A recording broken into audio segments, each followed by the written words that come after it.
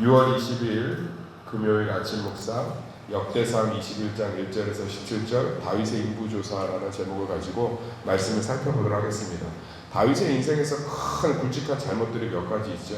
첫 번째는 우리아의 아내 바세바 청부살인하고 유부녀하고 성적인 범죄 치른 거고, 그 다음 이제 두 번째가 압살롬 반역했을 때 압살롬 누이 다말 사건 침묵해갖고 결국은 가족이 분열되게 만들었고, 그 다음 진짜 큰 죄가 다윗의 인구조사예요. 목사님, 우리나라도 인구조사하고 뭐 이렇게 여론조사도 하고 통계도 내는데 통계청까지 있어서 이게 뭐가 그렇게 큰 죄인가요? 제가 수요일날 한번 이거 설교하면서 말씀드렸을 텐데, 다윗의 인구조사는 의도가 아주 불순해요. 무슨 얘기냐면 다윗 편이 누구냐면 유다 사람들만 다윗 편이에요. 그 다음에 그 밑에 유다하고 붙어있는 데가 베냐민이거든요. 베냐민 사람들 좀 유다 편이고, 그 다음에 레위 사람들은 뭐 하나님의 성전에서 봉사하니까 다윗이 워낙 하나님의 성전에서 일하는 사람들, 제사장들하고 레위인들을 잘해줬으니까 거의 한 편이에요. 이게 정치 구도로 보시면 돼요. 우리도 보면 동서로 딱 갈라져 있잖아요. 강원도, 그 다음에 경남, 경북, 뭐 이렇게 해서 딱 갈라져 있고, 그 다음에 이쪽은 이제 전라도, 충청도, 서울, 수도권, 경기 이렇게 해서 대부분 또 파란색 아닙니까? 대부분 이렇게 갈라져 있잖아요. 이 당시도 심했어요. 12지파가. 그러니까 사울이 베냐민 지파잖아요. 그런데 여기 좀 달라요. 위치적인 부분으로 좀 생각을 하셔야 돼요.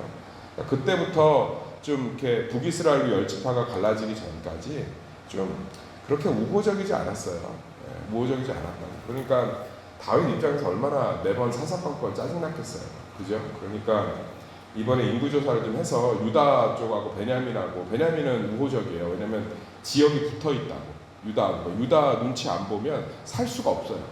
걔네들도 믿음도 안 좋아갖고 이렇게 강성한 백성이 안 돼갖고, 레위인들은 무조건 뭐 다윗 편이고, 그러니까 개수하면 붙어볼만 하겠는데 뭐 이런 생각을 갖고 인구조사를 한 거예요. 그러니까 요압이 이걸 알고 끝까지 말릴 거예요. 아니 무슨 내라는 이렇게 생각을 갖고 있는 게 맞냐? 이러지 마라.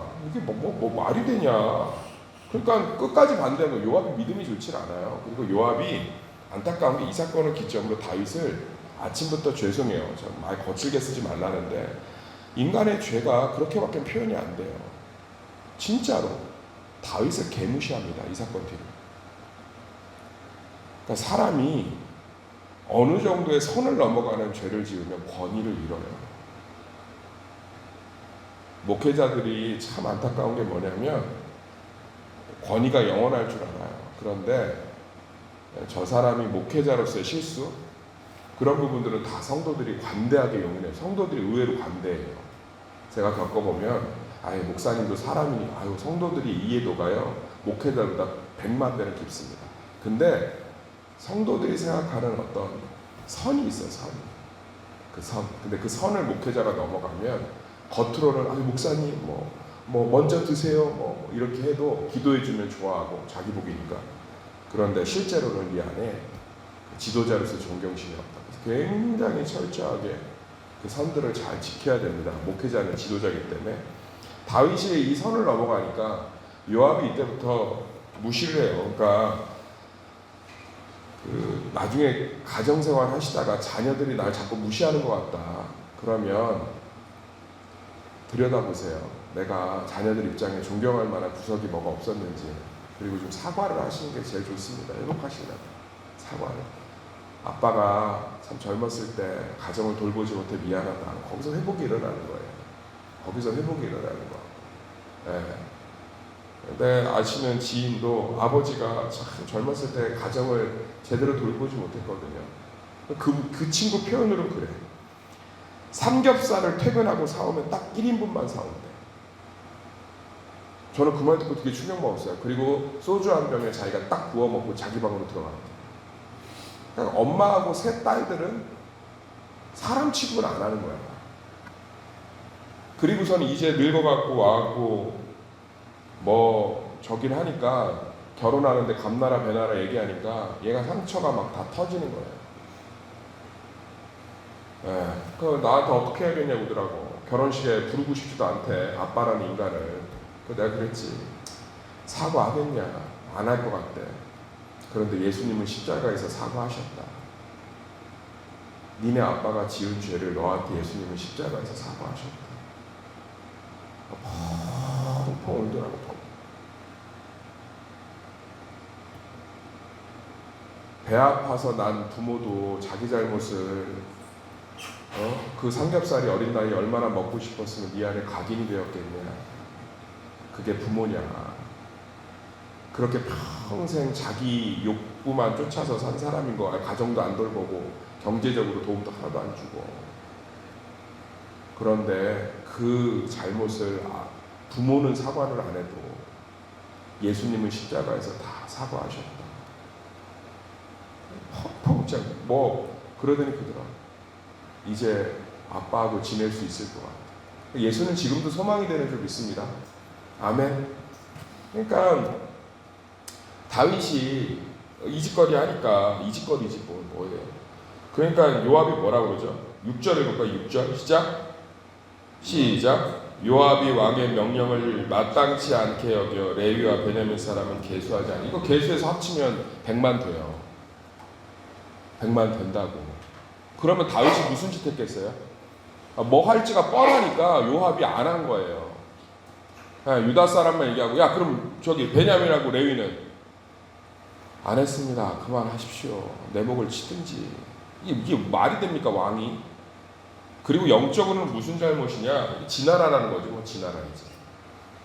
하나님 통치 안 받겠다는 거야. 내 나라니까 내가 마음대로 파악해서 내가 마음대로 해보고 싶다는 거 아니에요. 언제까지 저렇게 휘둘려야 되고 내가 눈치 봐야 되냐는 거예요. 내 나라니까.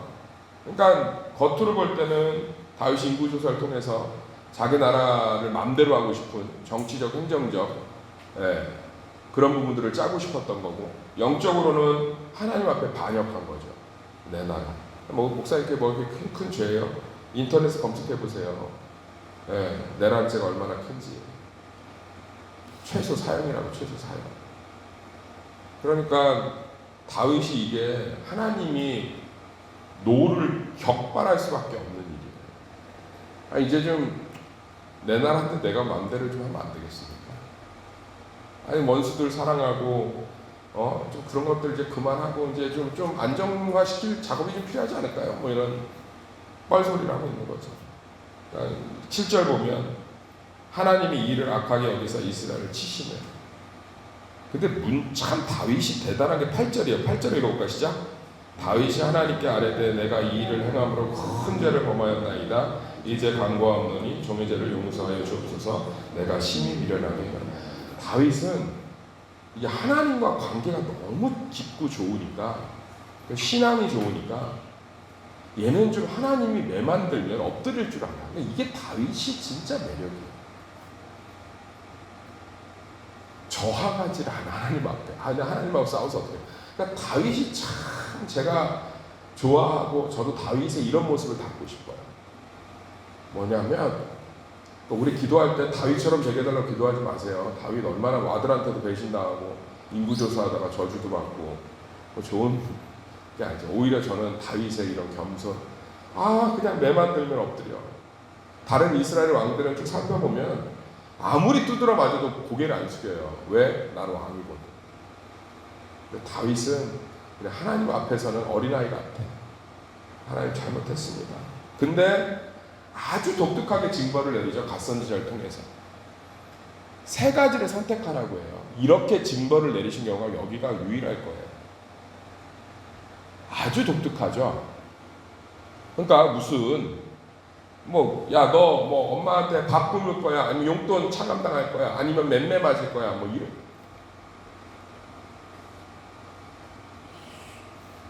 그럼 뭐 그럴 수 있지 않나요? 하나님이 우리와 같은 분은 아니잖아요. 그분이 지정의가 완벽하신 분인데 왜 다윗에게 이 3가지? 기근당할래? 쫓겨날래? 백성들 내가 전염병으로 칠까?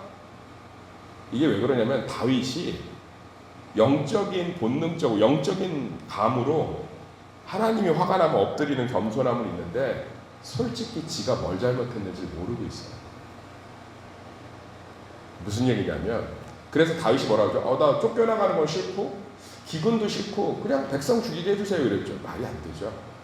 지금도 다윗 안에 이 나라가 내 거라는 거야. 나는 당하고 나머지 두 가지 다 지가 당하는 수치거든요. 하나님 그대로 치잖아요. 7만 명을. 그랬더니 다윗이 어떻게 하죠? 내가 이거 잘못했구나. 그거 깨닫고 엎드려요. 그러니까 이게 하나님의 메시지가 좀 느껴지세요. 인구조사했다고 때리는 게 아니라 다윗이 깨닫기를 원하는 거야. 왜 인구조사를 하는 게 그렇게 잘못인지. 그게 사실은 하나님이 통치하게 하는 게 결국 백성들의 행복한 길인 줄 믿습니다. 네가 통치하니까 7만이 죽잖아. 네 마음대로 하니까. 지금 하나님이 이 세 가지를 통해서 첫 번째, 내가 사람들에게 수치당하는 거 내 마음대로 안 되죠. 내가 안 할래. 기근도 내 마음대로 못하죠. 경제가 꽉 잡히니까 내가 내 마음대로 안 할래. 세 번째, 백성? 이거는 뭐 해도 내가 수습할 수 있겠다 생각하. 내가 수습할 수 있지. 전염병은 메르스든 코로나든 정부가 잘 통제하잖아요. 내가 그거 할게요. 다윗이 깨닫는 거죠. 내 마음대로 하는 게 내 나라를 무너뜨리는 길이구나. 하나님이 우리를 왜 때리는지 아세요? 뭐가 틀렸는지를 깨달으라고. 그 틀린 것 때문에 힘드니까. 아멘. 그래서 하나님의 매는 아픈 게 핵심이 아니라 나를 바르게 인도하고 있는 게 핵심인 줄 믿습니다. 제가 목회를 해보면 저를 포함해서요. 분명히 저를 사람은 뭘 잘못했는지 잘 모릅니다. 칼빈의 기독교 강요에 보면 사람은 전적으로 타락하고 무능해서 자기가 무엇을 잘못했는지 알지 못해. 우리의 교만이 뭔지 아세요? 내가 뭘 잘못해. 다윗 그러잖아요. 내가 뭘 잘못했는지 알아. 인구조사했어. 교만했어. 얘기하잖아요. 내가 미련해서. 근데 하나는 뭐예요? 아직 너 모르고 있어. 다윗아, 네 마음대로 통치하면 네가 죄인이어서 나라가 무너져. 세 가지를 통해서, 가짜뉴스를 통해서 다윗이 깨닫기를 원하는 거예요. 사랑하는 성도님들, 몰라요. 제가 목회를 해보면 하나님이 성령 안에서 깨닫게 해주시고 말씀 안에서 깨닫지 않으면 내가 뭘 붙잡고 있고 내가 뭘 쫓아가고 있고 내가 뭘 놓지 못하고 내가 뭘 교만한지 모릅니다. 그래서 말씀이 복이 되는 줄 믿습니다. 제가 정말 느껴요. 제가 왜 이런 부분들이 이렇게 어렵게 됐을까라고 생각하면 저 나름대로 분석을 해요. 근데 하나님의 말씀을 묵상하면서 하나님이 깨닫게 하시면 전혀 다른 분이 전혀 다른 분이 우리 그리고 잘 몰라요. 내가 뭘 잘못했고 내가 어디까지 와 있고 누구를 쫓아가고 뭘 붙들고 있는지 하나님이 보게 하셔야 깨닫는 줄 믿습니다. 그걸 김선택 목사님이 기가 막히게 표현했어요. 대구 동부교회. 자기가 바닷가에서 이렇게 자랐는데 어른들이 이제 뱃일이나 갯벌일을 가면 아이들이 놀 데가 없잖아요. 유치원님께서 너무 많이 시켰어요. 그러면 조그마한 뗏목 같은 걸 밧줄에다 묶어서 말뚝에다 박아놓고 거기서 수영하고 자고 놀라고 한답니다. 거기가 이제 어린이집인 거예요. 애들이 거기서 막 노는데 장난스러운 남자애들이 그걸 풀 때가 있대요. 그 끈을 풀고 정신없이 놀다 보면 바다 한복판까지 떠내려가는 거예요. 그래서 그렇게 얘기해요. 인간은 자기가 어디로 떠내려가는지도 모르고 있다는 거예요. 모르고 있다. 사람은 몰라요. 우리 경험 얘기해 줄게요. 어떤 집사님 목장에서 자기 문제 얘기하는데 나는 보이죠. 저게 핵심이 아니고 저건데. 제가 한 2초 드릴게요. 누구 상담 듣다 보면 저게 문제가 아닌데 본인은 모르죠.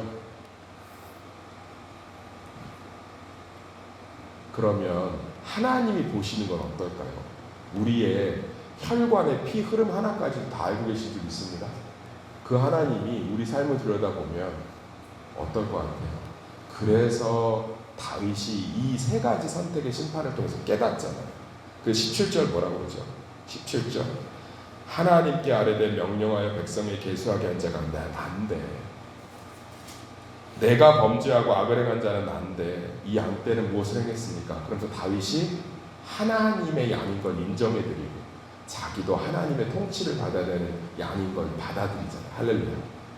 그러면서 이 심판이 내렸던 자리가 예루살렘 성전이 세워지는 축복의 장소가 됩니다. 할렐루야. 하나님의 말씀이 날마다 들려지는 성전을 세우심으로 이스라엘 백성들이 무엇을 잘못했는지 깨닫게 하는 거죠. 이스라엘하고 이란하고 좀 전쟁하는 거 보세요. 뭘 잘못했는지 걔네들이 알고 있어요. 이미 메시아가 자기 땅에 왔음에도 여전히 메시아를 믿지 못하고 시오니즘에 빠져. 이란도 마찬가지죠. 페르시아의 자존심을 버리지 못해서. 근데 걔네 둘은 몰라요. 걔네 둘은 모른다. 참 인간이 무지하죠. 사랑하는 성도님들, 우리가 날마다 어떠한 고난과 환난과 어려움 속에서도 상처 속에서도 어떠한 기쁨과 즐거움과 평화 속에서도 말씀을 붙들어야 되는 것은 하나님만이 우리 삶을 정확하게 인도하시는 참된 목자 되시는 줄 믿습니다. 하나님만이 우리 삶을 정확히 인도하시는 참된 목자 되시는 줄 믿습니다. 이 인구조사는 이게 다 들어가 있는 거예요. 하나님 참 멋있죠. 때려도 참 멋있게 때리지 않나. 다윗도 참 멋있죠. 납작 엎드리잖아요. 일단 하나님 맺으니까. 그런데 못 깨달으니까 다윗아, 저 이런 아버지 매를 들었어. 아들이 아버지 잘못했습니다. 앉아서 자기 감정을 드러내지 않고 차근차근 설명해 주는 거야. 네가 뭘 잘못했고 아버지가 뭐가 속상한지. 지금 그 얘기예요. 갓선지자 통해서 다윗이 잘못했다는 거 깨달았으니까 좋다. 그런데 네가 왜 아버지가 화가 났는지 너 아직 모르는구나. 내가 뭐 때문에 속상해서 이렇게 화가 났는지 네가 모르는구나. 다윗아, 이러면서 얘기하고 계신 거예요. 참, 이런 신이 어디 있어요? 이런 신. 정말 하나님 말씀대로 진노 중에도 긍휼을 잊지 않으시는 줄 믿습니다. 진짜 십자가에 달려서 저들이 하는 짓을 저들이 알지 못합니다 라고 얘기하는 예수님이 진짜 하나님이에요. 똑같아요. 구약의 하나님하고. 사랑하는 성도님들, 우리 삶을 제대로 살고 싶으시면 하나님 말씀을 날마다 적용하십시오. 하나님만이 우리 삶을 정확하게 인도하십니다.